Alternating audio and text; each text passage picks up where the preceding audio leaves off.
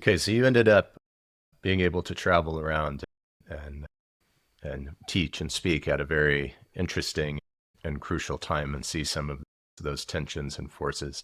Tell me briefly about being in Iran, excuse me, at the time of the revolution. Yeah, this was years before that. This was back 17 years before, or something like that. 1978, 79. I had friends who were basically Christian missionaries in Iran, and they had gotten in as English teachers. They had masters in English, and they were teaching English to helicopter pilots that were flying the Bell helicopter. So they came in under Bell helicopter, and they were working for the government, essentially teaching English to the military. So they asked me if I'd like to come. I had always been interested in that part of the world, and I wanted to study Farsi. I said, sure. And I had, back in college, I had a teacher who taught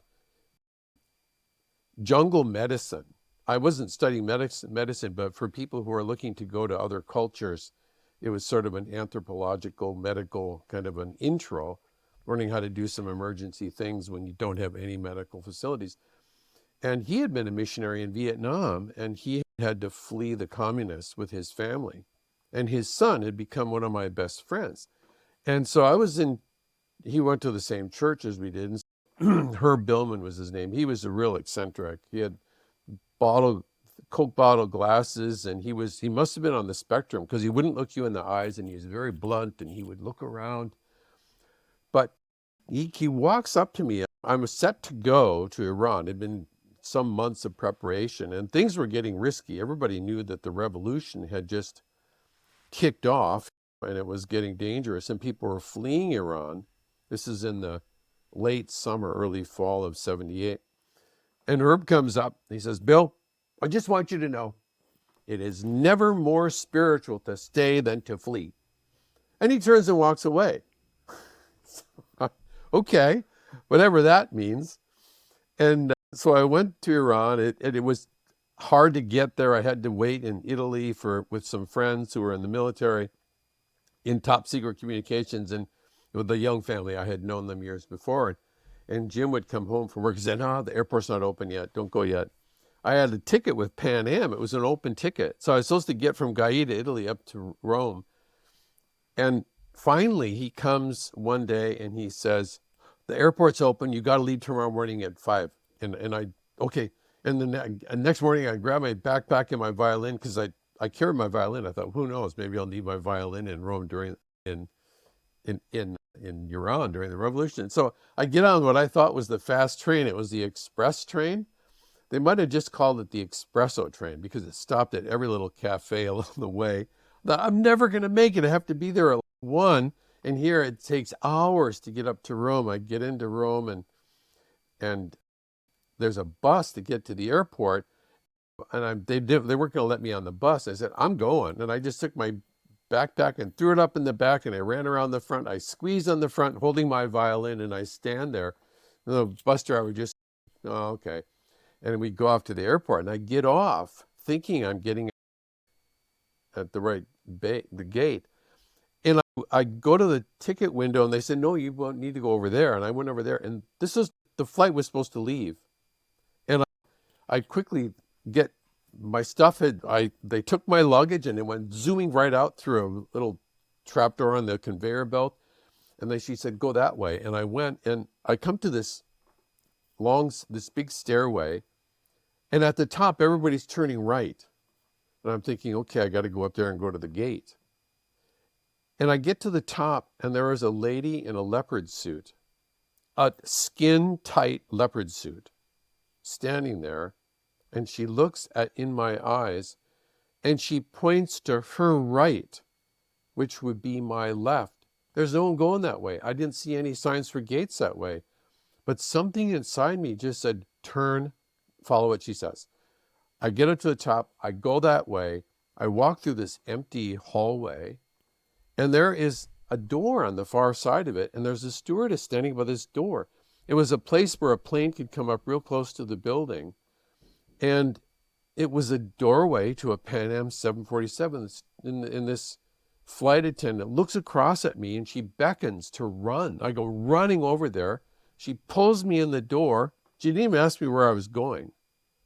And they closed the door behind me. Here I am on one of the last Pan Am flights in the Mideast. And it was the right flight. I sit down, and backing up, I had been, and this is, the community thing comes from this thing I'm next going to say. I had been a part of a group my parents were involved in that wanted to build a community. They were going to quit their jobs, they were going to buy businesses, and they were going to form this community where they had shared all things in common, and they would take the money that they made and reach out with purpose as Christians in the world. But they were going to make this business-oriented community. And I was helping them with that. I was helping them find different ways of building housing that's earth-sheltered. Here I'm in my 20s, and I'm getting this vision for this stuff. And in that group, one of the guys, just before I left Iran, this is just before Herb stopped me in the church foyer and told me that it's okay to flee. One of the guys prayed for me.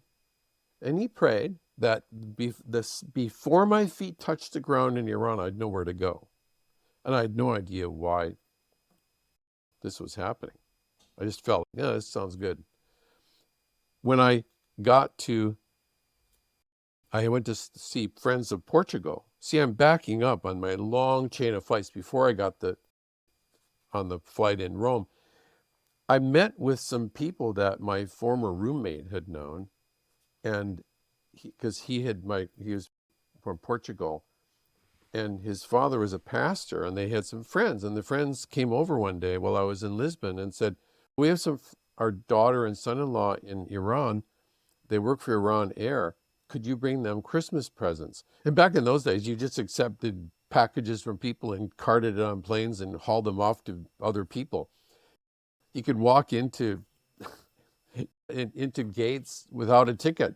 You walk on a plane. They say, oh, no, you can't be here any longer. You have to go. It's like being on a ship. This is way back. And I'd gotten these gifts, and they gave me the address for their kids. So fast forward, here I'm finally on this plane, Pan Am plane, heading to Iran. And we finally land in Iran after a stop in Turkey surrounded by machine guns. And we land, and it's night. And we're all getting off, and you have to get off and go down this ladder on both sides of the 747. I was toward the front, so I had to go down the front one. And people were cramming in the aisles, some returning expats who were thinking, maybe it'll calm down, we can work again. Some Iranians coming back home. No tourists. This was a scary flight. They were all talking death talk. Maybe we'll get shot. And I lean over to this American couple returning, had a little kid with them, an older couple. They had probably had a kid at a young age, career diplomats. I said, excuse me, how hard is the phone system to use here? And they said, what? You've never been here? I said, no. And they said, who are you going to meet? I said, well, I'm going down to Isfahan, but in the meantime, I have an address of some people I'm supposed to meet up with. They said, well, where's the address? And I showed them this paper, and they said, oh, you'll never make it there before curfew. You'll be shot. Everyone's being shot who's out after 9 o'clock. And this plane is landing at 8:15. And so I'm thinking, maybe God will miraculously provide some place for me. And I'm not thinking about that prayer that guy prayed. We're getting out, we're squeezing out, a bus loads up, off it rushes. Then another bus comes, and people are cramming in. And I'm finally coming down the stairs. And the last second, these people looked agitated. They had turned around to some friends of theirs and said, oh, you coming back too? You coming back to die? And they were laughing. It was gallows humor. They were laughing about it. And then they would say, this guy's never been here before. They'd say, what, is he crazy? And I would just smile and keep bunching forward. And so we get down to the bottom of the stairs, And just before my foot touches the pavement, this couple, in all their agitation, finally they just blurt out, say, if you don't have a place to stay tonight, come stay with us. We have a big place, plenty of room. I said, well, thank you. My foot touches the ground. And I stayed with them. And then we get into the terminal and they say, oh, by the way, they give you a piece of paper. It looks like nothing much. There's a little stamp on it. They said, you can't get out of the country if you don't keep that in your passport. So I thanked them for the info. I didn't know any of that stuff. So I stick in my passport, go to their house. Eventually I hear the gunshots and all that at night and make it on a flight down to Isfahan and was with my friends. I ended up teaching violin in the Armenian quarter, walking past tanks to get to the house. So that was an adventure that taught me if there's something at the heart of what you do that is deep, that calls you out to something way beyond yourself, you just got to pay attention to that. I felt like God's hand was on me.